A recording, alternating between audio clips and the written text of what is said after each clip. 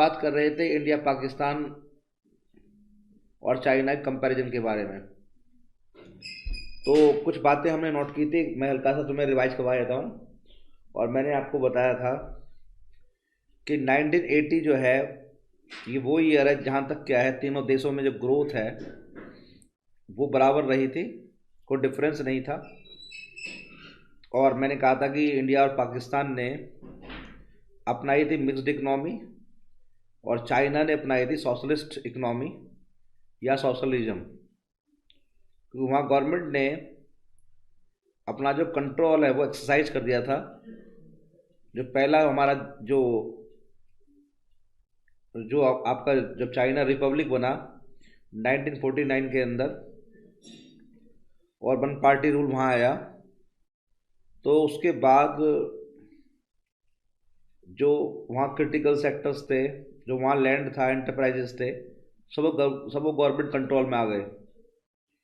उसके बाद 1958 के बारे में बात की थी, ग्रेट लीप फॉरवर्ड के बारे में बात हुई थी, जिसमें जो आपका टाउन्स और सिटीज़ थे उनके बारे में बात ये हुई थी कि उनको इंडस्ट्रियलाइज किया जाएगा और लोगों को मोटिवेट किया गया, एनकरेज किया गया कि वो अपने बैकयार्ड्स के अंदर क्या है इंडस्ट्री लगाएं। तो जीएलएफ जो था, ग्रेट लीप फॉरवर्ड मूवमेंट जो है या कंपेन जो है 1958 के अंदर आया और चाइना बना रिपब्लिक कब 1949 के अंदर। ठीक है। उसके बाद हमने कहा था भाई एग्रीकल्चरल डेवलपमेंट के लिए या फार्म डेवलपमेंट के लिए एक कंसेप्ट होता है कम्यून कंसेप्ट, जो कि मैंने बताया था कि रसिया से शुरू हुआ था और एक बहुत जाने माने फिलोसफर हैं दुनिया में, कार्ल मार्क्स। उन्होंने इस कंसेप्ट को प्रोपाउंड किया था, जिसमें लोगों से ये कहा जाता है जो गाँवों में लोग रहते हैं कि अपनी ज़मीनों को इकट्ठा कर लो, पुलिंग कर लो और मिलकर खेती करो। मतलब एक साथ आकर के क्या है खेती करने के बारे में बात हुई थी, कम्यून सिस्टम बोलते हैं इसको। और इस तरह क्या है कि पूरे चाइना में जितना एग्रीकल्चर लैंड था वो कम्यून सिस्टम के अंदर लाया गया, जीएलएफ के अंदर। और मैंने बताया था आपको कि करीब करीब 26,000 कम्यून्स क्या है वो बन गए थे, जिसमें सारा लैंड कवर हो गया था। और सारी पॉपुलेशन भी क्या है जो एग्रीकल्चर लैंड था और जो फार्म पॉपुलेशन थी वो कवर हो गई थी। उसके बाद हमने बात की थी कि भाई जो जीएलएफ मूवमेंट है उसमें कुछ ड्रॉबैक्स भी रहे, कुछ प्रॉब्लम्स भी आई। तो एक प्रॉब्लम्स तो मैंने कहा था कि भाई सूखे की प्रॉब्लम है, जिससे क्या है एग्रीकल्चर डेवलपमेंट के लिए सूखा नहीं आना चाहिए। हम कम्यून सिस्टम ले आए थे, लेकिन सूखा पड़ने के कारण क्या है कि जो एग्रीकल्चर ग्रोथ हमने एक्सपेक्टेड की थी चाइना के अंदर, जैसा चाइना के उस समय रूलिंग गवर्नमेंट ने, उतनी ग्रोथ नहीं आई। और इस ड्रॉट के कारण, इस सूखे के कारण क्या है करीब करीब क्या है 3 करोड़ लोग मारे भी गए। उसके बाद जब बात करते हैं इंडस्ट्रियलाइजेशन के बारे में बात हुई थी कि अपने बैकयार्ड के अंदर आपने क्या है इंडस्ट्री लगानी है। तो उसमें भी क्या है कि उस समय रसिया से जो आपका रूस था, जो रसिया था वो सपोर्ट कर रहा था चाइना को, लेकिन दोनों में कुछ पॉलिटिकल डिफरेंसेस आ गए थे। और रूस के जो प्रोफेशनल जो वहाँ इंडस्ट्रियलाइजेशन करवा रहे थे चाइना के अंदर वो वापस चले गए। रूस ने अपने प्रोफेशनल्स को वापस बुला लिया। इसलिए क्या है कि जो इंडस्ट्रियलाइजेशन की रफ्तार थी, जो गति थी, जो जो आपका स्पीड थी, वो भी क्या है चाइना में हैम्पर हो गई। तो जीएलएफ के दो आपका प्रॉब्लम सामने आते हैं, एक ड्रॉट है जिससे एग्रीकल्चर डेवलपमेंट रुका, और दूसरा रूस और चाइना के बीच में कुछ कन्फ्लिक्ट हो गया, पॉलिटिकल कन्फ्लिक्ट, जिसके कारण क्या है रूस ने अपने प्रोफेशनल्स जो वहाँ प्लान कर रहे थे इंडस्ट्रियलाइजेशन का या इम्प्लीमेंटेशन कर रहे थे उनको वापस बुला लिया था। तो हमने ये सब बातें देखी थी। अब हमें यहाँ तक पढ़ने के बाद, और मैंने 1947 के बारे में बताया था कि इंडिया हुआ इंडिपेंडेंट, पाकिस्तान हुआ इंडिपेंडेंट, और 1949 में चाइना बना रिपब्लिक, उससे पहले वहाँ मोनार्की थी, डायनेस्टी थी। ये सब बातें हमने की थी। मैंने आपको एक थोड़ा सा ब्रीफ में बातें बता दी हैं। तो पहला स्टेप तो रिपब्लिक चाइना का बनना। स्टेप 2 जो हो गया हमारा ग्रेट लीप फॉरवर्ड हो गया। अब हमें आगे की चाइना की जो, अब चाइना की पॉलिसी के बारे में बात कर रहे हैं, चाइना के डेवलपमेंट पाथ को देख रहे हैं, तो हमें आगे देखना है कि अब चाइना क्या करेगा। तो चाइना आगे जाकर भी क्या है एक रिवॉल्ट या एक मूवमेंट लेके आने वाला है, जिसको वो एक नया नया नया टाइटल देगा और कोशिश ये रहेगी कि उस मूवमेंट से भी क्या है वो अपनी ग्रोथ को या डेवलपमेंट को बढ़ाए। ठीक है, अब यहाँ से हमें आज की क्लास शुरू करनी है। आप सब लोग चलिए, तो बहुत से लोग जो है अभी आए नहीं हैं, लेकिन चलिए कोई बात नहीं है। सृजन नहीं आएगा सर, कोई बात नहीं है, मैं नालायक हुआ इंतजार भी नहीं करूँगा। जो नालायक हैं वो नालायक ही रहेंगे। तो अभी हमने 1958 के बारे में बात की थी, ग्रेट लीप फॉरवर्ड मूवमेंट के बारे में। उसके बाद का अगला स्टेप देखिए चाइना के अंदर। पहला स्टेप हुआ चाइना का बनना रिपब्लिक, दूसरा हुआ ग्रेट लीप फॉरवर्ड मूवमेंट। अब आप तीसरे मूवमेंट पर आ रहे हैं, जो कि आपको ध्यान रखना है, क्योंकि कई बार इन मूवमेंट के ऑर्डर पूछ लेता है कि ऑर्डर में लगाइए। ये आपको जंबल करके दे देगा और कहेगा भाई आप इन्हें ऑर्डर में लगा दो, पहले क्या हुआ पहले क्या हुआ। इस तरह के सवाल आपसे 2 या 3 नंबर पूछ सकता है, तो आपको स्टेप वाइज ध्यान रखने हैं। देखिए अब यहाँ देखिए ज़रा, आप देख रहे हैं, आप 1965 को नोट कर लीजिए। पहला था 1958। जो वहाँ का लीडर है उसका नाम है माओ। ठीक है, माओ ने अब एक और क्रांति लेकर आया वहाँ। क्या लेकर आया है? ग्रेट लीप फॉरवर्ड मूवमेंट के बाद वहाँ क्या आई चाइना में? वो एक क्रांति लेकर आया है। उस क्रांति का नाम क्या है? उसका नाम है ग्रेट प्रोलेटेरियन कल्चरल रिवॉल्यूशन। उसका नाम क्या है? जल्दी से आप मुझे इसका मीनिंग बताइए। आप मुझे जल्दी से बताइए प्रोलेटेरियन का मीनिंग क्या होता है। डिक्शनरी चेक करिए।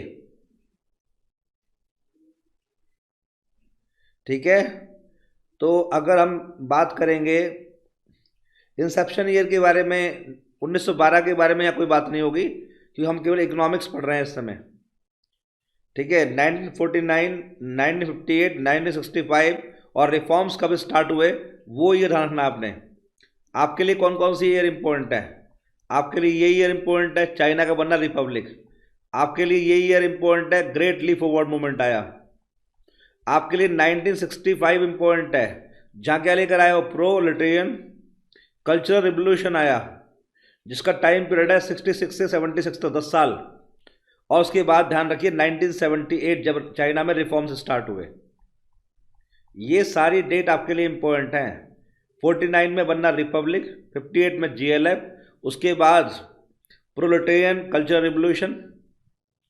ठीक है, उसके बाद आपको ध्यान रखना है 1978 जब रिफॉर्म शुरू हुए, जैसे हमारे यहाँ रिफॉर्म्स बहुत लेट स्टार्ट हुए थे 91 के अंदर। ठीक है ना, ध्यान रखना है कि ये सब इंपॉर्टेंट है, तो ये ध्यान रखना है आपने।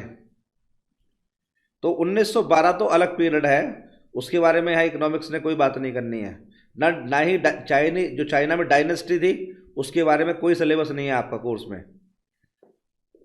आपको ध्यान रखना है जीएलएफ में और प्रोलेटेरियन कल्चरल रिवॉल्यूशन के अंदर डिफरेंस पूछ सकता है आपसे। डिफरेंस क्या था, क्या फ़र्क आया? क्या जीएलएफ के अंदर गवर्नमेंट ने सब कुछ अपने कंट्रोल में ले लिया था? याद है आपको, गवर्नमेंट काम करवा रही थी। और यहाँ देखते हैं कुछ चेंज आया या नहीं आया, या यहाँ कुछ थॉट में बदलाव आया नहीं आया। क्योंकि चाइना में जैसे चाइना रिपब्लिक बना, वैसे ही वहाँ सोशलिस्ट इकोनॉमी की शुरुआत हुई थी। सोशलिस्ट इकोनॉमी,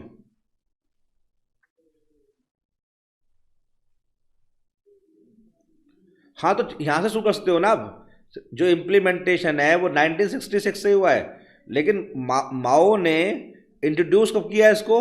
1965 के अंदर। जो इसका टेन्योर है काम करने का, जो आप लिख सकते हैं कि it was introduced as a plan in 1965 but its implementation and operation started from 1966। ऐसे लिख सकते हैं कि it was planned to be implemented in the year 1965, but thereafter its operations, the working on the plans or implementation on the plan began from 1966 and ended with 1976। ठीक है ना। अब आप ध्यान रखिए, तो हम बात कर रहे हैं प्रोलेटेरियन कल्चरल रिवॉल्यूशन के बारे में। आप जानते हैं एक वर्ड है प्रो माने होता सपोर्ट। हमें क्या करना है?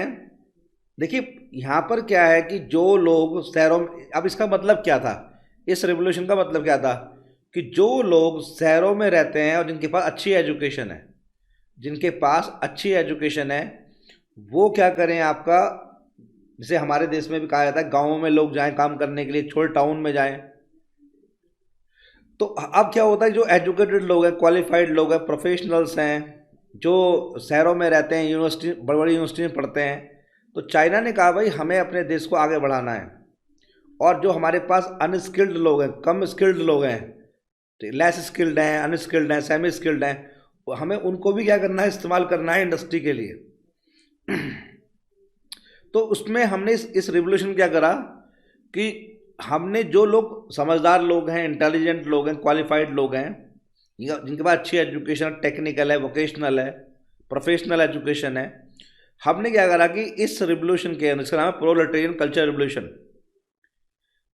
इसमें हमने क्या करा, जो स्टूडेंट्स एंड प्रोफेशनल्स हैं, हमने उन्हें कहा कि अब आप क्या है, जो बाकी लोग हैं जो आपके जैसे नहीं हैं और कहाँ रहते हैं, गाँवों में रहते हैं, छोटे टाउन्स में रहते हैं, आप वहाँ जाइए, वहाँ जाकर काम करिए उनके साथ में और देखिए कि उनकी हालत क्या है, उनको भी सिखाने की कोशिश करिए। Under which students and professional were sent to work and learn from the country side. Country side मतलब होता है जो हमारे गांव हैं, जो हमारे हमारे मेट्रोज नहीं हैं, जो हमारे ऐसे एरिया हैं जो शहरों से कटे हुए हैं, उन्हें हम बोलते हैं कंट्री साइड। क्योंकि हमें उस अनस्किल्ड पॉपुलेशन को भी क्या करना है, यूज करना है, यूटिलाइज करना है। क्योंकि चाइना की पॉपुलेशन बहुत ज़्यादा थी उस समय भी, और हमें एक डेमोग्राफिक डिविडेंड का इस्तेमाल करना होता है, पॉपुलेशन के ज़्यादा पॉपुलेशन के फ़ायदे उठाने होते हैं। तो इस आपका इसमें क्या हुआ, 65 के अंदर हमने कोशिश की कि इंटरेक्शन बढ़ाया जाए क्वालिफाइड लोगों में, और जो आपका अनस्किल्ड लोग हैं उसके लिए हमने कहा भाई जो स्टूडेंट्स हैं, जो प्रोफेशनल्स हैं, उन्हें क्या है, शहरों में काम नहीं करना है, उन्हें गाँवों में जाकर काम भी करना है।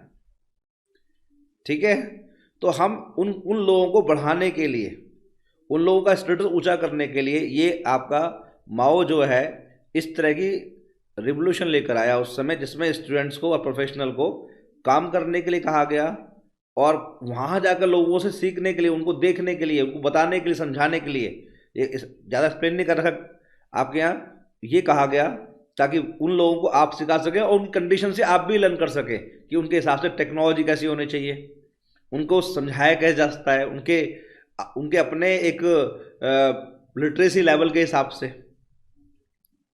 ध्यान रखना है। तो ये बात दिमाग में रखनी है। तो 49 रिपब्लिक, 58 ग्रेट लीप फॉरवर्ड, 65 में प्लान तैयार हो गया, 66 से वो इम्प्लीमेंट हो गया, कौन सा, प्रोलेटेरियन कल्चर रिवोल्यूशन, और 1978 में रिफॉर्म शुरू हुए। अब वो कह रहा है कि ध्यान दीजिए, जो आज चाइना में इतनी ग्रोथ है और डेवलपमेंट है, उसके लिए कौन रिस्पॉन्सिबल है? क्या जीएलएफ उसके लिए रिस्पॉन्सिबल है? नहीं। क्या प्रोलेटेरियन कल्चर रिवोल्यूशन रिस्पॉन्सिबल है उसके लिए? नहीं। ये 1978 के जो रिफॉर्म्स हैं उनका इम्पैक्ट चाइना में आज तक है, और उन्हीं रिफॉर्म्स को कंटिन्यू कर रहा चाइना। अगर आप ध्यान देंगे तो आज की जो ग्रोथ है उसको भी अगर हम कभी देखते हैं जाकर, तो बेस कहां मिलता है उसका, 1978 के अंदर। अब 1978 के अंदर जो रिफॉर्म्स आए चाइना के अंदर, हमारे यहाँ 91 में आए, पाकिस्तान में 88 में आएंगे, मैं बताऊंगा आगे जाकर के आपको। तो ध्यान रखिए कि जो चाइना ने रिफॉर्म्स इंट्रोड्यूस किए वो फेजेस में किए हैं। जैसे हमारे यहाँ लिबरलाइजेशन, प्राइवेटाइजेशन, ग्लोबलाइजेशन एक साथ आ गया। एलपीजी आपको याद है, मैंने पढ़ाया था आपको, तो वो एक साइमल्टेनियसली हमने इंट्रोड्यूस कर दिया, एलपीजी तीनों एक साथ। लेकिन चाइना ने रिफॉर्म्स ऐसे नहीं किए, चाइना ने रिफॉर्म्स किए फेजेस के अंदर। तो इंडिया और चाइना में ये डिफरेंस है, हमने रिफॉर्म्स को फेजेस में लाए नहीं, हम 91 में एक साथ रिफॉर्म लेकर आए। और उन्होंने इनिशियल फेज में क्या करा कि जो रिफॉर्म्स वो लाए थे, उन रिफॉर्म्स को उन्होंने इनिशिएट कहाँ करा, एग्रीकल्चर में किया, फॉरेन ट्रेड में किया, इंपोर्ट एक्सपोर्ट के लिए, इन्वेस्टमेंट सेक्टर में लेकर आए वो। तो ये 3 सेक्टर उन्होंने शुरू में कवर किए, जो बेस सेक्टर थे, क्रिटिकल सेक्टर थे।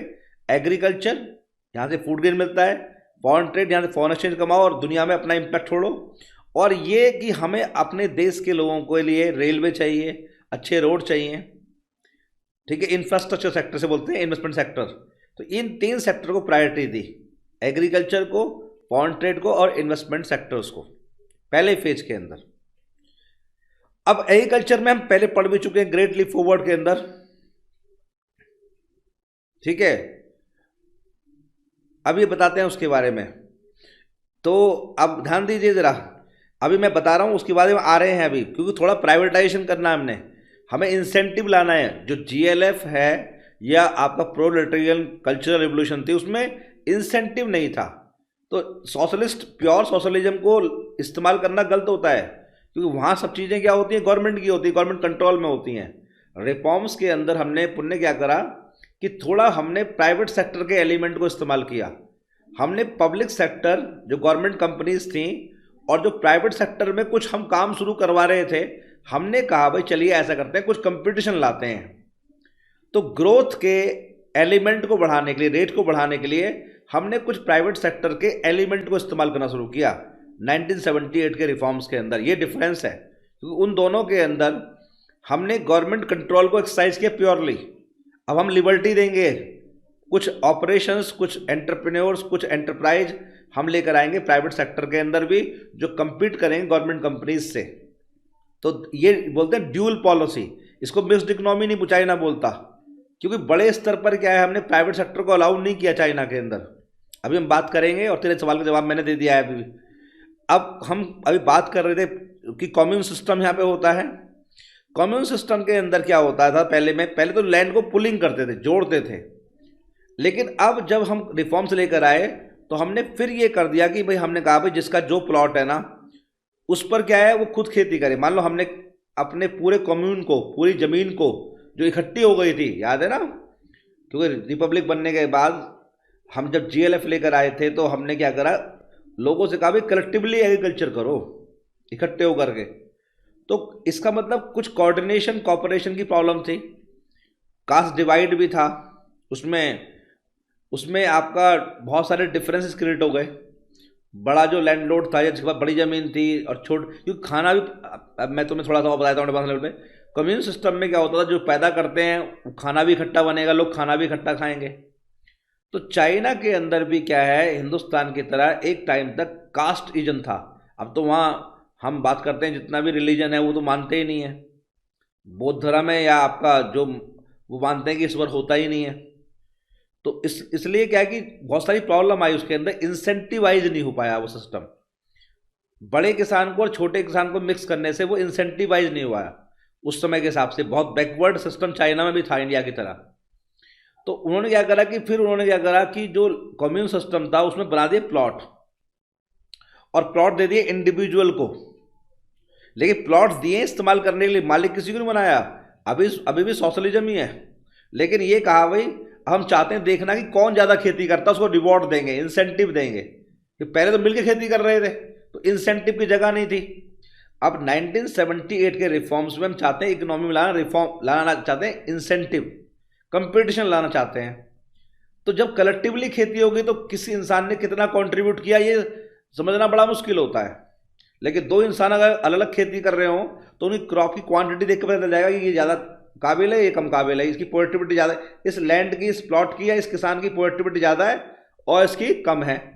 तो 1978 के रिफॉर्म्स का बेसिक पर्पज ये रहा कि हम चाहते हैं इंसेंटिव पैदा करना इकोनॉमी के अंदर, एक कंपटीशन की भावना लाना। और फिर हम ना लोगों को थोड़ा सा, हम लोग कह रहे हैं भाई जो कमाओगे वो आपका होगा, मेहनत करो आप। क्योंकि जो कम्युन सिस्टम पहले लागू हुआ था उसमें इतना इंसेंटिव नहीं था। पुण्य बात समझ में आ रही है? अरे जो मैं कह रहा हूं टेक्निकली बात समझ में आ रही है, जो मैं समझाने की कोशिश कर रहा हूं, गहराई समझ आए बात को? जल्दी बताओ भाई मुझे, तो मैं आगे बढ़ूंगा। पहले यहां तक बताओ, what was the reason behind. मैंने बता दिया ये पॉइंट तेरा, जल्दी बता। अरे बोल दे, क्लियर सर? तो इंसेंटिवाइज करने की कोशिश कर रहे हैं हम इकोनॉमी को। अब देखो इंसेंटिव का दूसरा पॉइंट क्या है, हमारे पास जब हम रिफॉर्म्स लेकर आए तो फर्स्ट फेज के अंदर हमने कवर क्या किया, एग्रीकल्चर कवर किया, फॉरेन ट्रेड कवर किया, और हमने इंफ्रास्ट्रक्चर या इन्वेस्टमेंट सेक्टर को देखा। और हमने फिर स्मॉल प्लॉट बना दिए, उस पूरे कॉमन सिस्टम को ब्रेक कर दिया, उसमें हमने रिफॉर्म्स कर दिए। रिफॉर्म्स माने बदलाव कर दिए। क्या पैदा करना हमने? कंपटीशन और इंसेंटिव, ताकि प्रोडक्टिविटी बढ़े एग्रीकल्चर के अंदर। अब देखिए एक पॉइंट और लेकर आए वो इंसेंटिव के लिए। एक पॉइंट तो ये हो गया, यहां से पहला पॉइंट तो ये हो गया। दूसरा पॉइंट क्या हुआ? They were allowed to keep all income from the land after paying fix taxes, stipulated taxes. Stipulate माने होता है जो गवर्नमेंट ने तय कर दिए हैं, जो गवर्नमेंट ने डिसाइड कर दिए हैं, स्टिपुलेट कर दिए हैं। तो गवर्नमेंट, उन्होंने कहा भाई जो भी कमाओगे अपनी खेती करके ना, वो तुम अपने पास रखो। गवर्नमेंट बोली हम तुमसे टैक्स लिया करेंगे बस। तो इससे फिर दोबारा इंसेंटिव पैदा हो रहा है। They are motivated to produce more on their communes, on their small plots of land they were allotted, not as the owner but as the user, as the licensee by the government. But you must remember that the land was allotted to them as the licensee, not as the owner. It means land actually belonged to the government. Land actually belonged to the state. ध्यान रखना। लेकिन the China was trying to bring about some efficiency, some incentivization, some competition among the farmers or farm users। बात समझ में आ रही है? तो हमने कहा भाई जो इनकम होगी वो तुम्हारी, टैक्स पे करो और बाकी तुम रख लो। अब बाद में जब लेटर फेज आया, बाद वाले फेज में क्या हुआ? पहले 3 कवर हो गए, एग्रीकल्चर, फॉरेन ट्रेड और जल्दी बोलो इन्वेस्टमेंट सेक्टर। अब हम इंडस्ट्री कवर कर रहे हैं। Reforms were initiated in the industrial sector. तो सेकंड फेज जब आया 78 के बाद उन्हीं रिफॉर्म्स के अंदर, तो फिर इंडस्ट्री पर ध्यान दिया गया। अब इंडस्ट्री में फिर दोबारा वही करना है। क्या लेकर आना है? इंसेंटिव लेकर आना है, कंपटीशन लेकर आना है। ऐसा करना है कि ऐसा ना हो कि लोग, जैसे तुम्हें याद होगा कि हम पब्लिक सेक्टर को खड़ा कर दें, लेकिन वो उसके सामने कंपटीशन ना हो तो ज़्यादा एफिशिएंटली काम ही नहीं करेगा। तो हमें उसके सामने कोई एंटरप्राइज खड़े करने हैं, ताकि वो कंपीट करने आएंगे तो पब्लिक सेक्टर उनसे कंपीट करे, अपने आप को इंप्रूव करे प्रोडक्टिविटी में, एफिशिएंसी में, कॉस्ट इफेक्टिवनेस के अंदर, क्वालिटी के अंदर, टेक्नोलॉजी के अंदर। बात समझ में आ रही है? तो अब क्या है कि अब चाइना कुछ लेकर आ रहा है प्राइवेट एलिमेंट। देखो ध्यान से, reforms were initiated in the industrial sector, private sector firms in general and township and village enterprises. देखो ध्यान दो, कुछ प्राइवेट सेक्टर फर्म लेकर आए, कुछ छोटे हमने गाँव में एंटरप्राइज अलाउ कर दिए, कुछ हमने शहरों में अलाउ करे। और ये जो एंटरप्राइजेस थे, ये इनका मालिक कौन होता था? जो वहां के लोग हुआ करते थे, गांवों के लोग, और यही इनको ऑपरेट करते थे। जो लोकल कलेक्टिव थे टाउन्स के अंदर या विलेज के अंदर, उनसे कहा भाई आप अपने चलाओ एंटरप्राइज और अपने आप गुड्स एंड सर्विसेज प्रोड्यूस करो, और तुम्हें अगर कंपीट करना है तो पब्लिक सेक्टर कंपनी से कंपीट भी कर लो, कोई दिक्कत नहीं है। और फिर एक चीज और लेकर आए, ये दूसरा पॉइंट है फेज के अंदर, ये भी इंसेंटिव वाला पॉइंट है। They were allowed to produce goods. यहां तक ये भी इंसेंटिवाइज है, और यहां से नोट करोगे तो वो कंपीट भी कर रहे हैं। देखो यहां पर आगे मैं बता रहा हूं तुम्हें, ये देखो, at this stage enterprise owned by the government known as public sector enterprises, उनको बोलते हैं चाइना में स्टेट ओन्ड एंटरप्राइजेस, हमारे यहां बोलते हैं PSU, which we in India call public sector enterprises, were made to face competition from such enterprises that were allowed to be operated by the local collectives. Not only they own, but they can also operate such enterprises at town level or village level. और compete भी कर लो, ये भी incentive वाला point है। अब यहां पर एक चीज समझनी है, यहां पर ड्यूल प्राइस पॉलिसी कंसेप्ट, ये भी इंसेंटिव के लिए था। रिफॉर्म्स के अंदर बेसिकली 1978 के रिफॉर्म्स में इंसेंटिवाइजेशन की बात हो रही है। अगर ध्यान से आप सुनोगे गहराई से, तो अगर आप समझदारी से पढ़ोगे तो ड्यूल प्राइसिंग का मतलब क्या है? आज भी चाइना में ड्यूल प्राइसिंग होती है, ध्यान रखना है। उसमें क्या है कि हमने ये कहा ड्यूल प्राइसिंग के अंदर कि देखिए ऐसा है कि एक लिमिट तक जो क्वांटिटी हमने फिक्स कर दी, मान लो हमें रॉ मटेरियल खरीदना है या हमने अपना बेचना आउटपुट, तो हमने जो इंडस्ट्रियल यूनिट्स थी और फार्मर्स थे जो गवर्नमेंट नहीं थे, जो पब्लिक सेक्टर के नहीं थे, हमने उनसे कहा कि भाई देखो इतनी क्वांटिटी तक जो आप इनपुट खरीदोगे और आउटपुट बेचोगे, वो इनपुट खरीदना या आउटपुट बेचना आपको करना पड़ेगा गवर्नमेंट के प्राइस पर, गवर्नमेंट के जितना गवर्नमेंट फिक्स करेगी। मान लो हमने कहा भाई अगर आप गेहूं पैदा हुआ है 1000 किलो, तो 1000 किलो तक तो आपको ये बेचना पड़ेगा मार्केट में 10 रुपए के रेट पर। लेकिन अगर इससे ज़्यादा प्रोड्यूस किया तो आपको मिल जाएंगे जितना आप चाहो, वो डिमांड सप्लाई के हिसाब से, वो मार्केट में बेचो आप मार्केट प्राइस के हिसाब से। और मार्केट प्राइस आप जानते हो तय कैसे होता है, डिमांड सप्लाई से तय होता है। तो इसका मतलब हर कोई ज़्यादा कमाने के लिए और मार्केट प्राइस को अर्न करने के लिए ज़्यादा प्रोड्यूस करेगा, चाहे वो इंडस्ट्रियल सेक्टर में काम कर रहा हो, चाहे वो एग्रीकल्चर में काम कर रहा हो। क्योंकि जो रेगुलेटेड प्राइस है, जो गवर्नमेंट प्राइसिंग है, वो तो एक फिक्स्ड क्वांटिटी के लिए है, चाहे वो इनपुट हो चाहे वो आउटपुट हो। चाहे आपने कच्चा माल लेना हो, और कच्चा माल मान लो आपको लेना है, मान लो आपको कच्चा माल चाहिए अपनी इंडस्ट्री में 1000 किलो सपोज करो, तो यहाँ तक तो कच्चा माल मिलेगा 50 रुपीज़। लेकिन अगर आपने ज़्यादा खरीदना है इससे, तो फिर तो आपको लेना पड़ेगा मार्केट प्राइस पर, और मार्केट प्राइस तय कौन करता है? मार्केट तय करती है। तो आप रॉ मटेरियल को वेस्ट नहीं करोगे, इकोनॉमी लेकर आओगे प्रोडक्शन के अंदर। क्योंकि अगर फिक्स क्वांटिटी ज़्यादा आपने रॉ मटेरियल खरीदा है, तो फिर आपको वो रॉ मटेरियल गवर्नमेंट के रेगुलेटेड प्राइस पर नहीं मिलेगा, फिर आपको मिलेगा मार्केट प्राइस पर। बात समझ रहे हैं आप? तो इसका मतलब ये सारी बातें इसलिए हो रही हैं, अगर आप ध्यान से पढ़ें बिजनेस स्टडी, ये सब बातें हो रही है एफिशिएंसी के लिए, इफेक्टिवनेस के लिए, कॉस्ट रिडक्शन के लिए, क्वालिटी इंप्रूवमेंट के लिए, ये मैनेजमेंट प्रैक्टिसेस आ रही हैं। तो 1978 के जो रिफॉर्म्स है, बेसिकली उनका मतलब क्या है? अगर हम ये कहें कि ये एफिशिएंसी एंड इफेक्टिवनेस रिफॉर्म्स थे, तो गलत नहीं होगा। अरे बोलो। और एक बहुत इंपॉर्टेंट बात, जो सबसे ज्यादा इंपॉर्टेंट बात चाइना में उस समय हुई, जो इंडिया ने बहुत देर बाद लागू करी 91 में, वो लास्ट वाला पॉइंट देखो जरा यहां पर, सबसे इंपॉर्टेंट। जब हमें लगा ना कि हमारे public sector enterprises, China government को लगा कि भाई हमारे पब्लिक सेक्टर एंटरप्राइज कहीं ऐसा ना हो कि वो आलसी, वहां के वो आपका अच्छा काम ना करें, अच्छा काम ना करें, तो हमने कहा भी ऐसा करते हैं, हम बनाए थे अपने यहाँ सेज, क्या बनाए थे? स्पेशल इकोनॉमिक जोन्स, जहां हम बाहर से कंपनी को कहेंगे आप काम करो, एफडीआई लेकर आओ हमारे यहाँ, फॉरेन डायरेक्ट इन्वेस्टमेंट लेकर आओ। तो हमने फॉरेन इन्वेस्टमेंट को अट्रैक्ट करने के लिए क्या बना दिए? स्पेशल इकोनॉमिक जोन्स बना दिए, और कंपटीशन बढ़ाने के लिए, ताकि पब्लिक सेक्टर एंटरप्राइज के सामने और कंपटीशन खड़ा कर दें, ताकि उन्हें परफॉर्म करना पड़े, अपनी एफिशिएंसी बढ़ानी पड़े। तो पुण्य समझ में क्या आया कि 1978 के जो रिफॉर्म्स थे, उनका बेसिक ऑब्जेक्टिव क्या है? जल्दी बताओ। उनका बेसिक ऑब्जेक्टिव ये रहा कि इकोनॉमी में एक इंसेंटिवाइजेशन लेके आना है, एक इकोनॉमिक इंसेंटिव पैदा करने हैं हर तरह के प्रोड्यूसर के लिए, चाहे वो एग्रीकल्चरिस्ट हो, चाहे वो इंडस्ट्रियलिस्ट हो, और एक कंपटीशन पैदा करना ताकि पब्लिक सेक्टर हमारे देश की तरह लॉस ना उठाए, उसकी लगातार एफिशिएंसी बढ़े। उसके सामने दो तरह के जो कंपटीशन रख दिए, एक तो लोकल कंपटीशन और एक एफडीआई की फॉर्म में, जो बाहर से कंपनी आएंगी। और बाहर से कंपनियों को हमने आने के लिए कहा, इंसेंटिव दिया कि तुम्हारे लिए हमने क्या बना दिया? स्पेशल इकोनॉमिक जोन, आपके लिए ये एरिया फिक्स कर दिया, आप यहां काम करो। जल्दी बताओ मुझे, अरे बोलो, यहां तक किसे कंफ्यूजन है? तो 1949 में चाइना रिपब्लिक बना, 58 में ग्रेट लीप फॉरवर्ड, 1965 में प्रोलेटेरियन कल्चरल रिवॉल्यूशन, उसके बाद रिफॉर्म्स।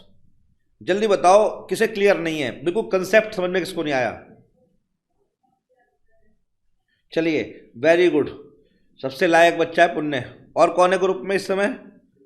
दासी है और पुण्य है, बाकी कौन है? अच्छा, ये भी हमारा प्रथम। सर पूरी वीडियो कल देखी थी मैंने, आज वाली अभी बिगिनिंग से देख रहा हूँ, इसलिए रिप्लाई नहीं दूंगा। Okay, good boy. चलिए, तो अब हमने चाइना की थोड़ी हिस्ट्री पढ़ी, अब हम इंडिया के बारे में तो पढ़ाऊंगा नहीं मैं, पहले पढ़ के तुम आ चुके हो कि इंडिया में क्या किस तरह से हमने क्या है अपने रिफॉर्म्स किए थे, या पहले हमने क्या किया 1990 तक, फिर क्या किया, वो नहीं। अब पाकिस्तान के बारे में बात करेंगे, ठीक है? चलिए, पाकिस्तान के बारे में बात कर लेते हैं। थोड़ा सा मैं इसको बड़ा कर देता हूं, नहीं तो आपको दिखाई देगा नहीं, है ना? एक मिनट ठहर जाओ जरा, 2 मिनट वेट करो।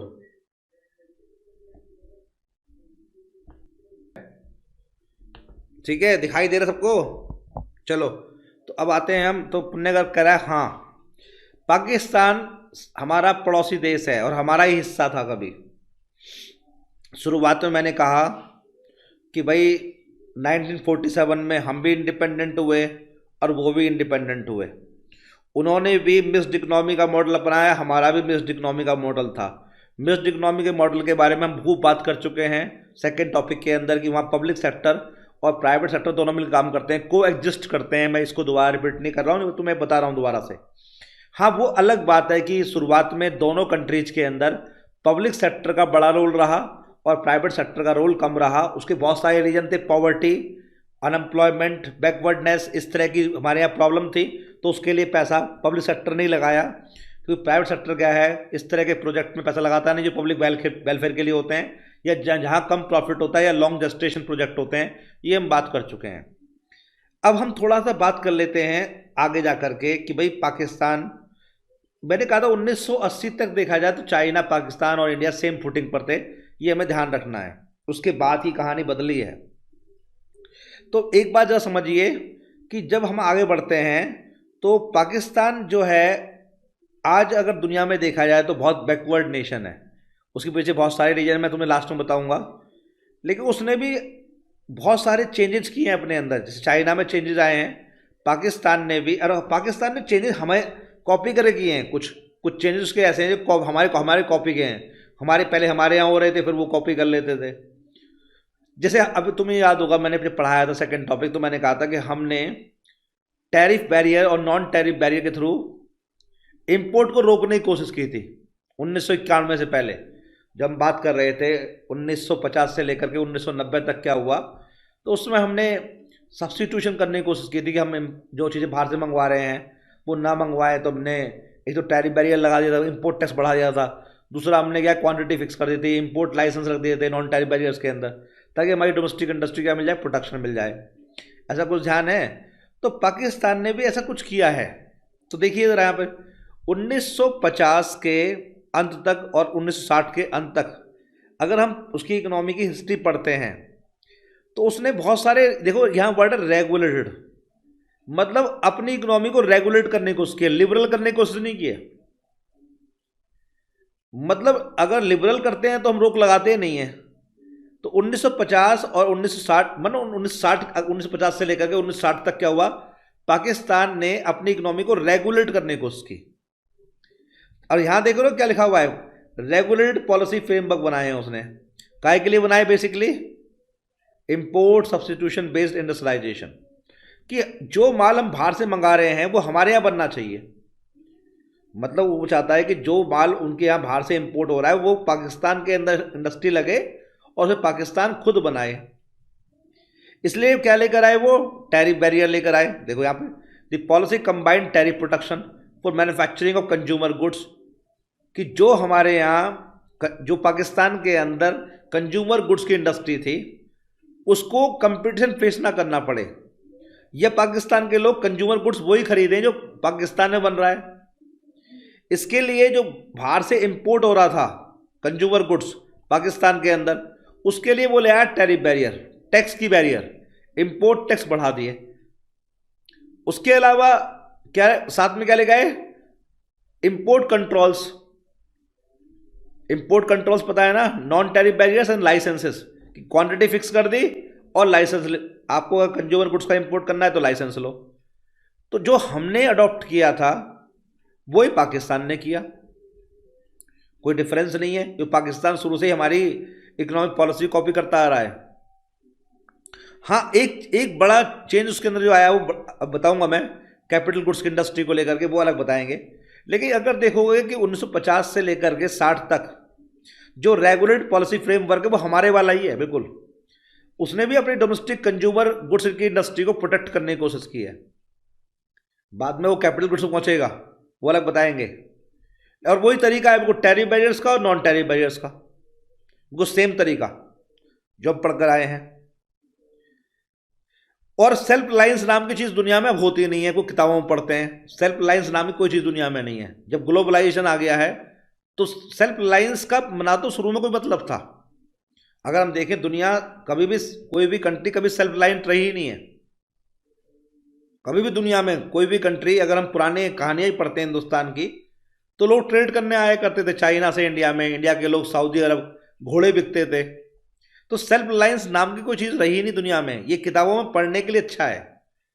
अगर स्वर्ग पढ़ना है, स्वर्ग पढ़ो, तो स्वर्ग केवल किताबों में होता है, वास्तविकता में नरक ही होता है। इसलिए इसलिए सेल्फ रिलायंस भी स्वर्ग की तरह बन गया है, हेवन लाइक है। एक्चुअली आपका in actuality you face hell, not heaven. Likewise theoretically self-reliance is a readable concept, but it is impossible to be self-reliant nowadays, even in the past. The economic history is the evidence of this fact. तो ऐसा कुछ हुआ नहीं है, लेकिन हम पढ़ते रहे और ये बातें समझाने के लिए, आइडियल बातें करने के लिए अच्छी होती हैं। चलिए, तो ये दो बातें पाकिस्तान की आपको समझ में, ये दो बातें टेरिफ बैरियर्स और नॉन टेरिफ बैरियर। यहाँ वो क्या कर रहा है, कंज्यूमर गुड्स की इंडस्ट्री का जो कंपटीशन है, जो उसके यहाँ कंज्यूमर गुड्स की इंडस्ट्री है, जो खाने का सामान बना रही है, फ्रिज बना रही है, कंज्यूमर गुड्स जो कंज्यूमर खरीदता है, ड्यूरेबल भी होते हैं, नॉन ड्यूरेबल भी होते हैं, सेमी ड्यूरेबल भी होते हैं। तो उसने कोशिश करी कि कंज्यूमर गुड्स की इंडस्ट्री उसकी अपनी हो और जो इंडस्ट्री लग चुकी है वो प्रोटेक्ट हो जाए। तो उसने इंपोर्ट को कंट्रोल करने की कोशिश की, रेगुलेट करने की कोशिश की है, एक रेगुलेट पॉलिसी फ्रेमवर्क के थ्रू। अब यहाँ ये जैसे हम ग्रीन रिवॉल्ट लेकर आए थे, याद है, पाकिस्तान भी ग्रीन रिवॉल्ट लेकर आया, देखिए। और वही टाइम फेज है पाकिस्तान के अंदर, वही टाइम चल रहा है, टाइम लाइन भी सेम ही चल रही है। The introduction of green revolution led to mechanisation and increasing public investment in infrastructure in selected areas. Pakistan के अंदर भी ग्रीन रिवॉल्ट आया है और इससे वहाँ फूड ग्रेन का प्रोडक्शन बढ़ा। और वहाँ के देखिए, एक चीज़ बता देता हूँ, पाकिस्तान की एक बहुत इंपॉर्टेंट चीज़ है जो हमसे बेटर है, वो है वहाँ लैंड रिफॉर्म्स अच्छे लागू हुए। पाकिस्तान की उस समय गवर्नमेंट ने लैंड रिफॉर्म्स काफ़ी एफिशिएंटली लागू किए और गरीबों को, जो लैंडलेस लोग थे, और ज़मींदारी सिस्टम को ख़त्म करने में क्या है, पाकिस्तान ने काफ़ी सीरियसनेस दिखाई। हमारे देश के मुकाबले क्या है, जो लैंड रिफॉर्म्स की रफ्तार है या आपके कि ज़्यादा इफेक्टिवली वहाँ वहाँ वहाँ इम्प्लीमेंट हुए पाकिस्तान के अंदर। उसके बाद वही high yielding variety seeds, chemical fertilisation, government पैसा लगाया, और इरिगेशन के लिए रिवर्स कैनाल्स बनाई गई ताकि ज़मीनों को पानी मिल सके। तो और उसके अलावा मशीन सब्सिडी पर क्या किसानों को दी गई ताकि प्रोडक्टिविटी बढ़ाई जा सके। तो सेम वही टाइमलाइन हमारे यहाँ चल रही है, जो हमारे यहाँ चल रही है वही पाकिस्तान चल रही है। तो ग्रीन रिवॉल्ट कंसेप्ट हमारे यहाँ भी था, वहाँ भी था। और इससे क्या है कि जो उनका एग्रेरियन स्ट्रक्चर है, जो एग्रीकल्चर का स्ट्रक्चर है, वो चेंज हुआ। जैसे हमारे यहाँ चेंज हुआ था, लेकिन हमारे यहाँ कुछ क्रॉप में हुआ, वहाँ भी कुछ क्रॉप में हुआ, वहाँ भी कुछ क्रॉप में ही हुआ है। हमारे यहाँ बीट, राइस या मेज, कुछ आपका जो हमारे यहाँ ये अनाज होता है, उसको लेकर के हमने काफ़ी, बाद में थोड़ा बहुत इम्पेक्ट पड़ा दालों के ऊपर। अब हम काफ़ी काम कर रहे हैं, ठीक है, स्पाइसेस के प्रोडक्शन कल्टीवेशन पर, या फ्रूट के कल्टीवेशन पर, या फिशिंग पर, वो अलग बात है। लेकिन बेसिकली जो पहला रिवॉल्ट है, ग्रीन रिवॉल्ट, वो हमारे यहाँ भी हुआ, उनके यहाँ भी हुआ। और इससे क्या है कि जो फूड ग्रेन का प्रोडक्शन है बढ़ा, इंडिया में बढ़ा और वहाँ भी बढ़ा। और यहाँ भी गवर्नमेंट पैसा लगाया, एक तो चीपर क्रेडिट दिया, वहाँ भी गवर्नमेंट पैसा लगाया, सब्सिडीज दी, हाई यील्डिंग वैरायटी सीड्स हैं, केमिकल, वही कंसेप्ट है बिल्कुल। अब लेकिन कहानी बदलती है 1970 से एक बार और। 1969 में हिंदुस्तान में भी चेंज आया बड़ा, वो आया था बैंकों का राष्ट्रीयकरण। जो मिसेज गांधी ने उस समय जितने प्राइवेट सेक्टर के बैंक थे उन सबको नेशनलाइज कर दिया था। लेकिन पाकिस्तान में उस समय क्या हो रहा था, उसी टाइमलाइन के आसपास क्या हो रहा था कि उन्होंने कैपिटल गुड्स की इंडस्ट्री को गवर्नमेंट ने अपने हाथों में ले लिया। प्राइवेट सेक्टर के अंदर जो मशीन बनाने की इंडस्ट्री थी, कैपिटल गुड्स माने मशीनें, टूल्स, इक्विपमेंट बनाने की इंडस्ट्री अपने पास ले ली, गवर्नमेंट ने उसे टेक ओवर कर लिया प्राइवेट सेक्टर से। हमारे यहाँ 69 में बैंक नेशनलाइज हुए और वहाँ 1970 के अंदर क्या हुआ, कैपिटल गुड्स की इंडस्ट्री को नेशनलाइज कर दिया गया, गवर्नमेंट कंट्रोल में लाया गया। अब ध्यान रखिए, तो पहले उसने कंज्यूमर गुड्स की इंडस्ट्री को प्रोटेक्ट किया, अब वो कैपिटल गुड्स पर भी विश्वास नहीं कर रहा है, प्राइवेट एंटरप्रेन्योर पर।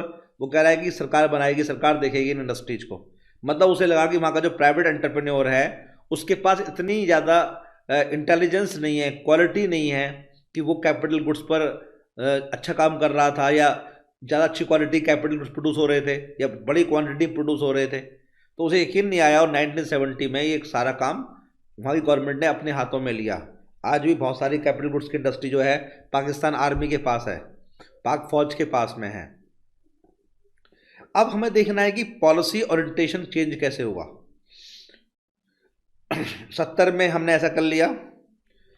अब फिर जैसे हमारे यहाँ समझ आई 1990 में कि भाई हमने तो गलत कर रखा है, जितना हमने ये अपना जो पॉलिसी हमने प्रोविजन की पॉलिसी, रिस्ट्रिक्शन की पॉलिसी, लाइसेंसिंग की पॉलिसी, हमारी इकोनॉमी तो क्लोज्ड इकोनॉमी हो गई है, बिल्कुल बंद कर दी हमने इकोनॉमी, इसमें कोई लिबर्टी इंडिकेटर नहीं है। पाकिस्तान हमसे पहले समझ गया इस बात को, इसलिए उसने क्या करा कि 1980 से ही काम करना शुरू कर दिया। 1970 के अंत तक पाकिस्तान को समझ में आ गया, जैसे 70 चल रहा था, चलता रहा, उसके बाद 80 के आसपास समझ में आ गया कि यार जो भी चीज़ गवर्नमेंट कंट्रोल में होती हैं उनमें ज़्यादा लॉस होता है, ज़्यादा ब्यूरोक्रेसी होती है, कॉस्ट बढ़ती है, जो वर्कर्स हैं उनकी ओवर क्राउडिंग हो जाती है, ज़्यादा वर्कर्स लगा दिए जाते हैं, एम्प्लॉयमेंट देने के नाम पर सरकार ज़्यादा लोगों को जॉब दे देती है, क्योंकि जहाँ जहाँ डेमोक्रेसी होती है, वोट से सरकार चुनती है, वहाँ लोगों को नाम के लिए भी एम्प्लॉयमेंट दे दी जाती है, चाहे चाहे ज़रूरत ना हो किसी इंडस्ट्री के अंदर या किसी फैक्ट्री के अंदर, क्योंकि आप जानते हैं पढ़कर आए हैं लॉ बैरियर प्रपोर्शन। तो ओवर क्राउडिंग ऑफ वर्कर से क्या होता है, जो हमारा टोटल फिजिकल प्रोडक्ट है उसको वो थर्ड स्टेज में आ जाता है, जहाँ वो गिरना शुरू हो जाता है। तो पाकिस्तान को ये समझ में आया, तो अब उन्होंने 1970 वाली जो पॉलिसी थी नेशनलाइजेशन की, उसे पलटना शुरू करा। ये था डी नेशनलाइजेशन। और फिर वो आपको प्राइवेट सेक्टर को उन्होंने एनकरेज करना शुरू कर दिया। तो बहुत ज़्यादा पाकिस्तान को हमसे पहले समझ में आ गया था कि इकोनॉमी को चलाना है तो प्राइवेट सेक्टर को बड़ा रोल देना पड़ेगा, कंपटीशन बढ़ाना पड़ेगा। लेकिन अभी मेजर रिफॉर्म्स नहीं आए हैं, 80 में शुरुआत हो गई है। तो अब पाकिस्तान ने बहुत सारे देशों से, और पाकिस्तान ने अपनी इकोनॉमी को हल्का फुल्का ओपन भी किया, ओपन इकोनॉमी बने। उस समय ऐसा मैं बताता हूँ तुम्हें, हिंदुस्तान के लोग और पाकिस्तान के लोग बड़ी संख्या में काम करते हैं गल्फ कंट्रीज के अंदर, सऊदी अरब है, ईरान है, इराक है, बहरीन है, दुबई के अंदर। तो ये पैसा भी आता है, फॉरेन रेमिटेंस भी आते हैं हमारे पास में, क्योंकि कहीं ना कहीं मिडिल ईस्ट के जो देश हैं जो गल्फ कंट्रीज कहते हैं, वहाँ इंडियन भी काम करते हैं बड़ी संख्या में और पाकिस्तानी भी काम करते हैं। तो कहीं ना कहीं हमें लगा कि यार कि हम अगर पब्लिक सेक्टर में इतने लोग काम देंगे, या जो अब प्राइवेट सेक्टर आ गया है, तो जो प्राइवेट सेक्टर है जब हम डी नेशनलाइजेशन कर रहे हैं तो इतने लोगों वो तो काम देगा नहीं, वो तो ओवर क्राउडिंग ऑफ वर्क करता नहीं है, वो तो प्रॉपर लॉ प्रोडक्शन फॉलो करते हैं, economy, efficiency, effectiveness, proper management, effective management की बात करते हैं। तो फिर क्या होगा, तो जो गल्फ कंट्रीज हैं उन्होंने आपका मदद की पाकिस्तान की, और कुछ वेस्टर्न कंट्रीज ने पाकिस्तान को लोन भी दिए, एड भी दी, फाइनेंशियल सपोर्ट भी दी, और बहुत सारे लोग पाकिस्तान के मिडिल ईस्ट में काम करने जाने लगे। और आज बड़ी संख्या में हिंदुस्तानी और पाकिस्तानी मिडिल ईस्ट में काम करते हैं, और बड़ी अच्छी क्वांटिटी का जो फॉरेन एक्सचेंज है कमा करके अपनी फैमिली को यहाँ भेजते हैं, जो हमारी फॉरेन एक्सचेंज जो रिजर्व हैं उसको बढ़ाता है।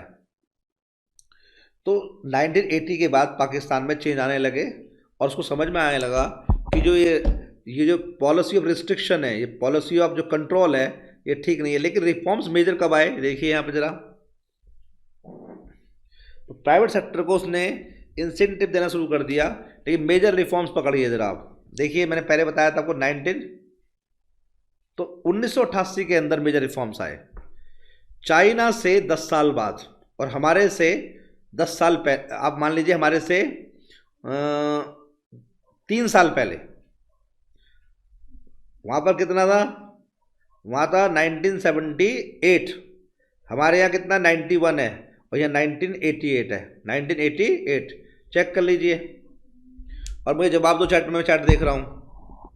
तो तीनों का जो आपका पॉइंट ऑफ टाइम है वो क्लियर है आपको। हमारे यहाँ 91, पाकिस्तान में 1988, और चाइना के अंदर मैंने बता दिया डिटेल में बड़ा 1978। जल्दी चैट में जवाब दो, जवाब दो मुझे, जल्दी बोलो।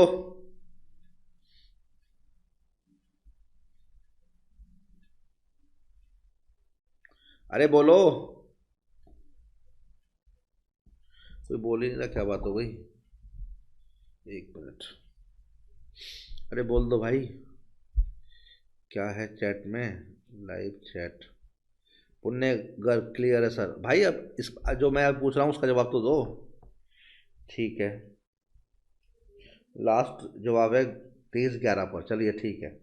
राशि भी कह रही है सर समझ में आ गया। तो यहाँ तक की कहानी सबको समझ में आ गई है ना? तो पाकिस्तान की जो हमने स्टडी की उसमें हमें ये समझ में आया कि वहाँ पर जो रिफॉर्म्स हैं वो स्टार्ट हुए हैं 1988 के अंदर। उससे पहले क्या क्या हुआ ये आप समझ ही रहे हैं कि वो बिल्कुल हमारे लाइन पर चले।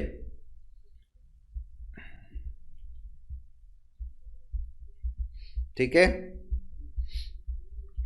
चलिए। तो 1988 में हमने देखा पाकिस्तान में, और 1978 में चाइना में, हमारे यहाँ 1991 में, जुलाई 1991 में हमारे यहाँ रिफॉर्म्स आए थे। ये आपको ध्यान रखना, जुलाई वाला पॉइंट भी ध्यान रखना, क्योंकि क्या बार ये हमसे एमसीक्यू में पूछ सकता है। ये मैं बता चुका हूँ पहले भी तुम्हें। अब आते हैं डेमोग्राफिक इंडिकेटर्स पर। अच्छा, अब हमने जब फर्स्ट टॉपिक पढ़ रहे थे India on the eve of independence, वहाँ भी हमने डेमोग्राफी के बारे में बात की थी कि डेमोग्राफी का मतलब होता है डेमोग्राफिक। देखिए, जो थ्योरी ऑफ डेमोग्राफी है, थ्योरी या डेमोग्राफिक ट्रांजिशन है, इनमें हम क्या स्टडी करते हैं? हम ये देखते हैं किस देश में पॉपुलेशन कितनी है, वहाँ फर्टिलिटी रेट कितना है, डेंसिटी कितनी है, सेक्स रेशो कितनी है, अर्बनाइजेशन कितना है। पॉपुलेशन का के बारे में जब हम बात करते हैं डिटेल में, उसके हर एलिमेंट के बारे में बात करते हैं, तो इस तरह के जो कंसेप्ट, इस तरह की जो थ्योरी है, it is called demography theory. तो हमें अब डेमोग्राफिक इंडिकेटर के थ्रू भी देखना है कि ये 3 कंट्री में क्या पोजीशन है डेमोग्राफी को लेकर के, कि इन तीनों कंट्रीज के अंदर जो क्वालिटीज ऑफ पॉपुलेशन है, जो करेक्टरिस्टिक्स ऑफ पॉपुलेशन है, वो किस तरह की हैं। When we study about the characteristics of population in a country, it is called demographic study of that country. So now we have to study the demography of 3 nations as you know, as a comparison. तो हमें एक comparison की form में इस चीज़ को देखना है। तो ये बड़ा इम्पोर्टेंट भी बात है, आपको डेमोग्राफी के बारे में पता होना चाहिए, और इससे भी अंदाज़ा होगा कि भाई कौन सा नेशन जो है वो ज़्यादा ग्रो कर रहा है। ठीक है, ये हम देखते हैं। तो डेमोग्राफी के बारे में मोटी मोटी बातें हमें देखनी है। एक मिनट ज़रा मैं थोड़ा सा आपके सामने क्लियर कर दूं। एक मिनट, यहाँ देखिए। देखिए, पहले मैं आपको बेसिक बातें बता दूं। एक चीज़ समझ लीजिए, चाइना जो है इन तीनों नेशन में से सबसे लार्जेस्ट नेशन है। लार्जेस्ट नेशन 2 तरीके समझिए वो है, एक तो पॉपुलेशन को लेकर के वो लार्जेस्ट है, दूसरा जो पूरा वर्ल्ड का एरिया अवेलेबल है सारे देशों के लिए, उसमें चाइना को बड़ा हिस्सा मिलता है। ठीक है, तो डेटा मैं अपने आप बनाऊंगा मशीन से। अगली बार डेटा बनाया करूंगा, मशीन से बनाया करूंगा। ठीक है, या हल्दीराम से डेटा खरीदूंगा, बना बनाया डेटा। अगली बार डेटा मैं बनाया करूंगा मशीन से, खुद डेटा बनाने की मशीन लूंगा मैं अगली बार। मैं वही डेटा बताऊंगा जो तुम्हारी किताबों में रेलिवेंट है, जो तुम्हें एग्जाम में लिख के आना है। ठीक है, डेटा मुझे हल्दीराम का इस्तेमाल नहीं करना है, डेटा मुझे वही इस्तेमाल करना है जो इकोनॉमिस्ट यूज करते हैं, या आपके लिए पॉपुलर डेटा है। वैसे डेटा बहुत सारी एजेंसी देती हैं। ठीक है, तो वही डेटा लिया जाएगा जो तुम्हारे कोर्स में काम आ सकता है, जिसको आप लिख कर आओगे तो आपको मार्क्स मिलेंगे। ये बात मैं क्लास में कई बार कह चुका हूँ। ठीक है, और अगर मैं अपना डेटा दूंगा ना तो कोई डेटा काम नहीं करेगा, क्योंकि मेरा डेटा तो बहुत सारी एजेंसी से मिला हुआ होगा। ठीक है, तो एक तो समझ लो कि जो चाइना है, among these 3 nations, China is the largest nation. Why China is the largest nation, you must understand first. तो China is the largest one among these 3 nations in terms of 2 variables, the population size as well as the area occupied by China in the world area, in the total area of the world. तो एक तो आप note कर लीजिए demographic indicators के अंदर, यहाँ देखिए जो चाइना की पॉपुलेशन है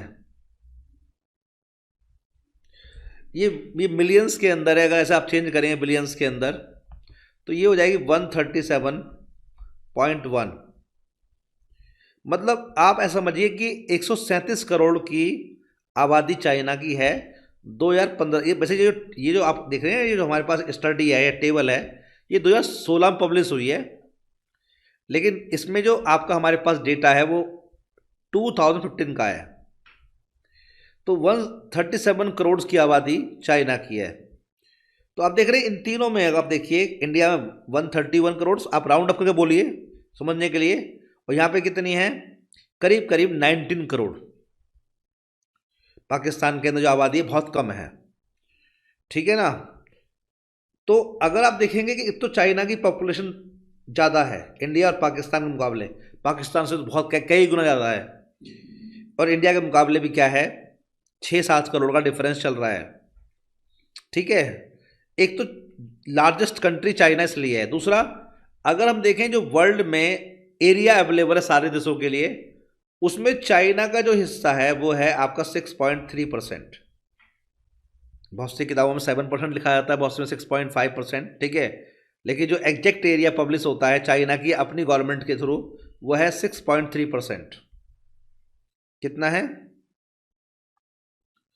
तो एक तो 2 पॉइंट पर जो चाइना है, it is the largest nation among 3 nations in terms of population size and in terms of area occupied by China in the world area, in world total area. तो अब पाकिस्तान का नंबर जो देखो, sorry India का जो number है, India is the second largest nation among these 3 nations in terms of population size as well as the area occupied by India in total world area.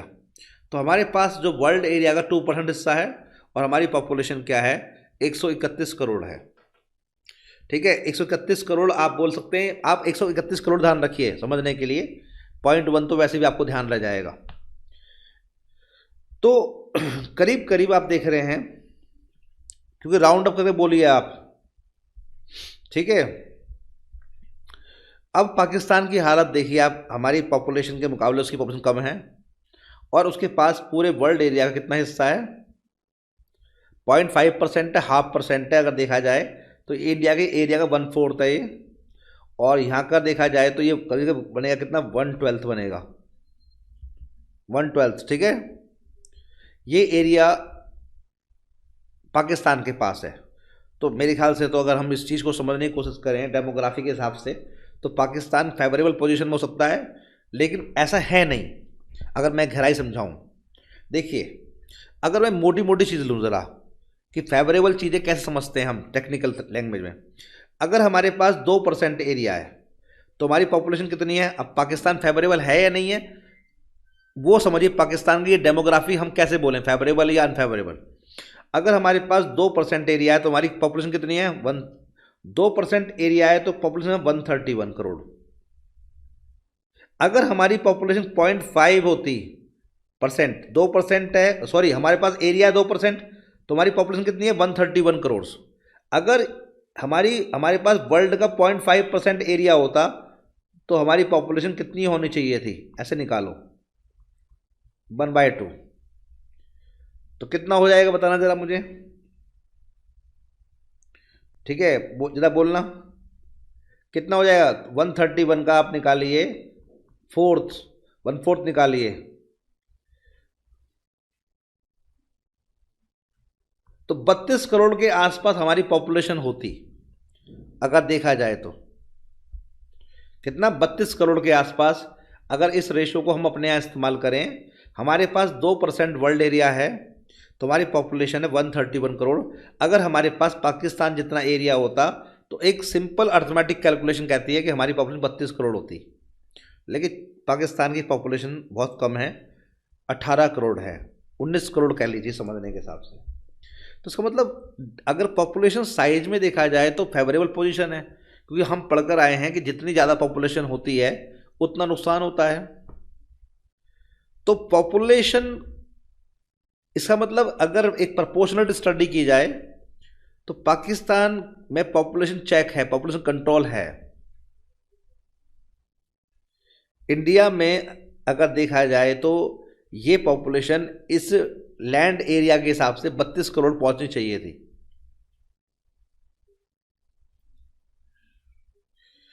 तो इसका मतलब पाकिस्तान की डेमोग्राफी इस सेंस में तो हम कहते हैं फेवरेबल है उसके लिए, ठीक है, इसमें हमें कोई दिक्कत नहीं है। हमारी ज़्यादा नहीं जाओ, हमारी ज़्यादा नहीं जाओ मतलब,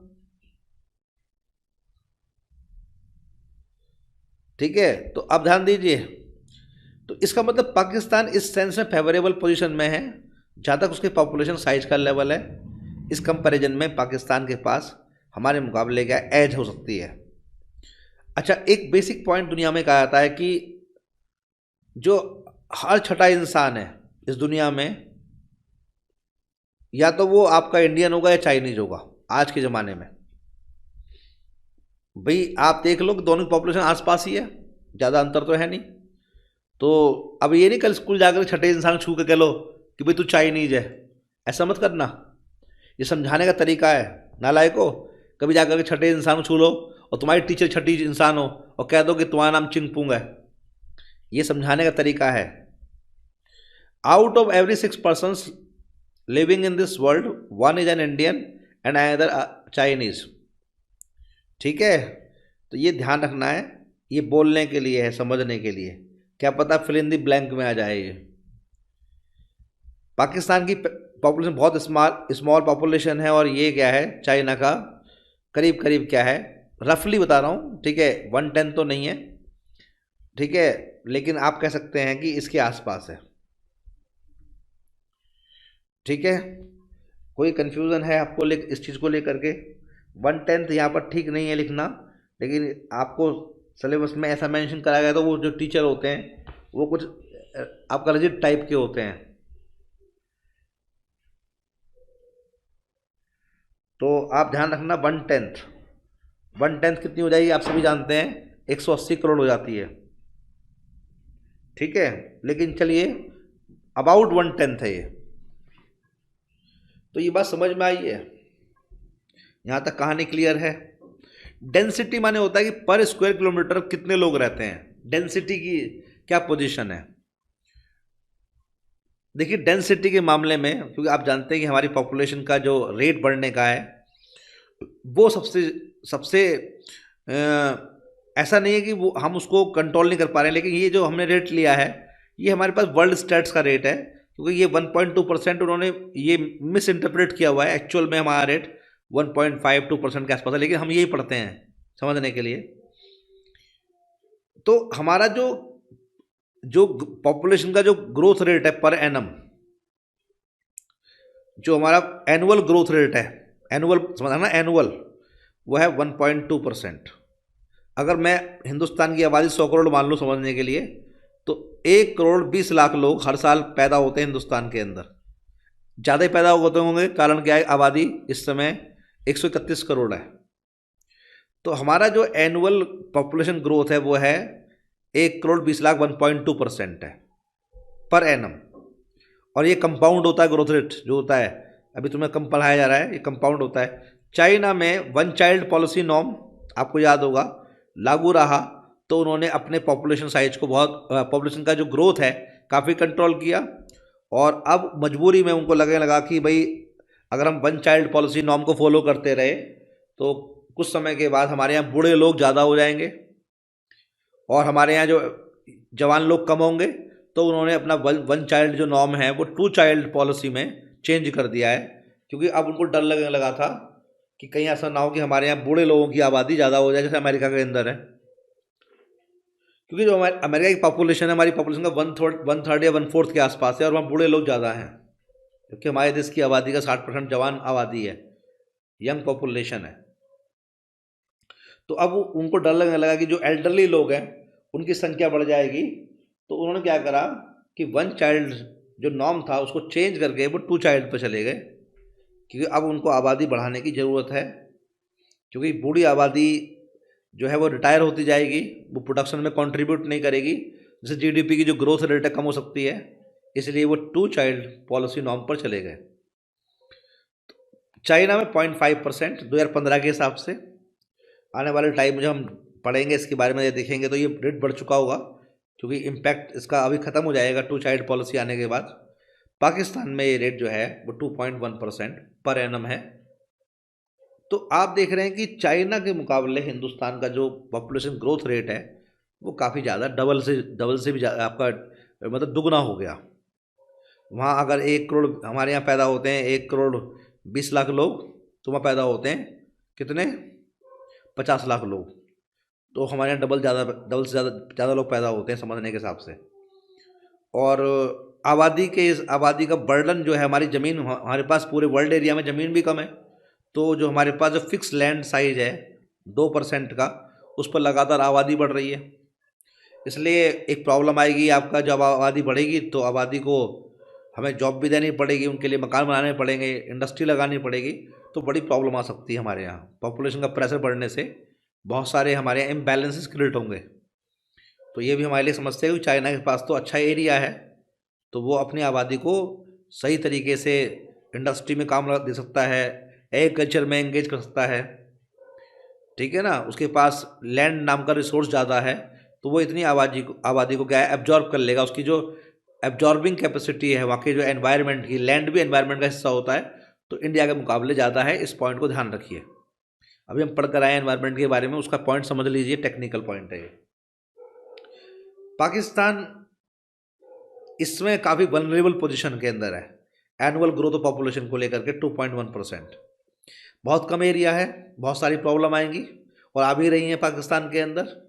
उसका एक रीज़न तो यही है कि जो पॉपुलेशन ग्रोथ ज़्यादा है, बहुत लिमिटेड एरिया है, इंडस्ट्रियलाइजेशन डूब चुका है और इकनॉमी बिल्कुल बैंकरप्ट हो चुकी है, क्योंकि लगातार वहाँ पर क्या है, टेररिज्म बढ़ रहा है। बाहर से कोई एफडीआई नहीं आ रहा, बाहर की इंडस्ट्री के लोग आते नहीं, क्योंकि जो लॉ एंड ऑर्डर की प्रॉब्लम है। आप जानते हो वहाँ जब कोई देसी क्रिकेट टीम जाती है खेलने के लिए, तो पूरी फौज लगाई जाती है उनकी सुरक्षा के लिए। तो इंडस्ट्री कहाँ से काम करेगी वहाँ करके, केवल चाइना का वहाँ इन्वेस्टमेंट है। बाई कंट्रीज वहाँ इन्वेस्टमेंट करना चाहती ही नहीं है। तो पाकिस्तान की हालत, पाकिस्तान इसमें वल्नरेबल पोजीशन के अंदर है, बहुत बुरी अवस्था के अंदर है। ये आपको ध्यान रखना है, क्योंकि नए इंडिकेटर्स पाकिस्तान को बहुत डाउन ले जाने वाले हैं। और उसकी पॉपुलेशन ग्रोथ भी क्या है, एक खतरनाक पोजीशन पर है, क्योंकि वहाँ एरिया बहुत कम है। मैं ये नहीं कह रहा कि उसकी पॉपुलेशन बढ़ रही है हमारी इतनी, क्योंकि उसकी यहाँ पॉपुलेशन कितनी है, 20 करोड़ मान लेते हैं समझने के लिए। तो 20 करोड़ का अगर आप लेते हैं 2%, तो 4 करोड़ लोग पैदा होते हैं पाकिस्तान में, ऐसा समझिए सिंपल तरीके से। और ज़मीन का जो हिस्सा उसे मिला हुआ है पूरे वर्ल्ड एरिया में, वो कितना मिला है, 0.5%। तो बड़ी समस्याएं आ सकती हैं पाकिस्तान के अंदर इस पॉइंट को लेकर भी, अगर आप ध्यान दें तो। मेरी बात समझ रहे हैं आप लोग? जल्दी जवाब दीजिए मुझे। गर्ग साहब बताइए, हमारे प्यारे पढ़ाई के देवता गर्ग साहब, देवों में देव, हमारे पुण्य देव, जल्दी बताइए।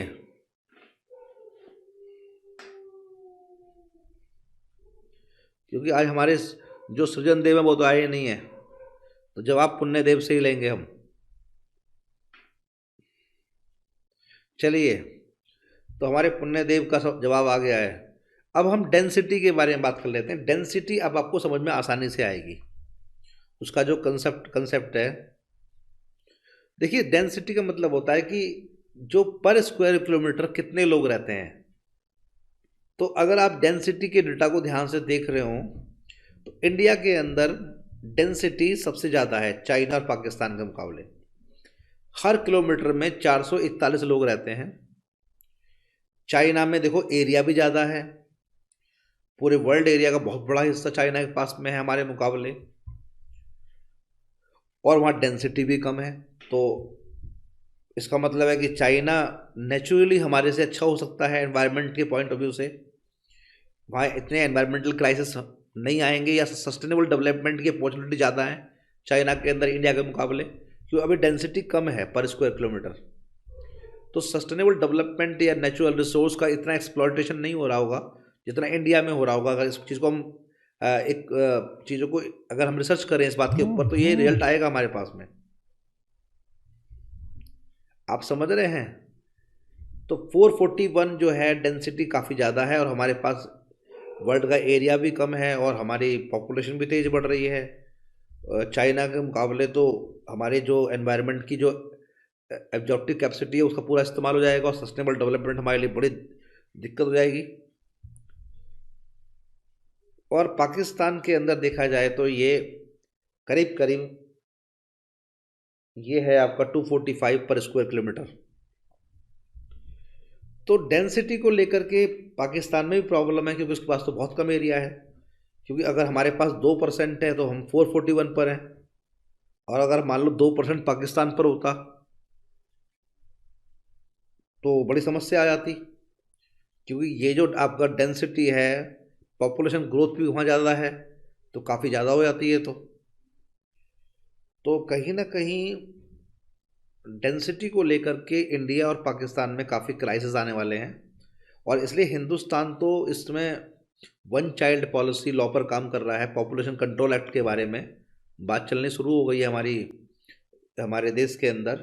मोदी गवर्नमेंट इस कानून को लाना चाहती है ताकि डेंसिटी को भी हम रेगुलेट कर पाएँ और पॉपुलेशन ग्रोथ को भी रेगुलेट कर पाएँ। एक समस्या हो सकती है लेकिन इसमें सेक्स रेशो की, क्योंकि भाई 1,000 मेल्स के अगेंस्ट कितनी फीमेल अवेलेबल हैं, ये हम निकालते हैं सेक्स रेशो से। और हमारे यहाँ काफ़ी ज़्यादा ये जो है बायस्ड है रेशो। हिंदुस्तान में लड़कियों का जन्म जन्म लेना बड़ा ही बुरा, अच्छा नहीं माना जाता। अभी गाँवों में बड़े कंजर्वेटिव लोग हैं, तो सेक्स रेशो को लेकर के तो काफ़ी डेटा बायस जाता है इंडिया के अंदर। Against 1,000 males in India we have 920 females. So it looks very biased data when compared to China and Pakistan, and Pakistan is doing better in this. Against 1,000 males in Pakistan, we have 947 females, and China too is doing better when compared to India, because 940 941 females are available against 1,000 males. तो India has to work hard. Beti Bachao Beti Padhao campaign चल रहा है, and we are providing incentive to the parents who beget children as and look after their daughters very well. तो आपको उनको government मदद भी कर रही है, स्कूलों में पैसा मिलता है। तो इस तरह की स्कीम्स आ रही हैं कि लड़कियां बोझ ना लगें। हिंदुस्तान में बड़ा काम हो रहा है ताकि हम अपने सेक्स रेशो को ठीक कर सकें। और ये बहुत सोशल इशू है। मैं इतना डिस्कस यहाँ नहीं कर रहा हूँ इसके बारे में। बहुत सारी चीज़ें इससे रुकती हैं, कंट्रोल होती हैं। क्राइम काफ़ी कंट्रोल होते हैं। कई तरह के क्राइम इसलिए भी होते हैं कि सेक्स रेशो बायस्ड होती है। तो हम उसके बारे में अलग बात करेंगे, लेकिन इकोनॉमिक्स में इतना डिटेल नहीं है। फर्टिलिटी रेट के बारे में समझिए।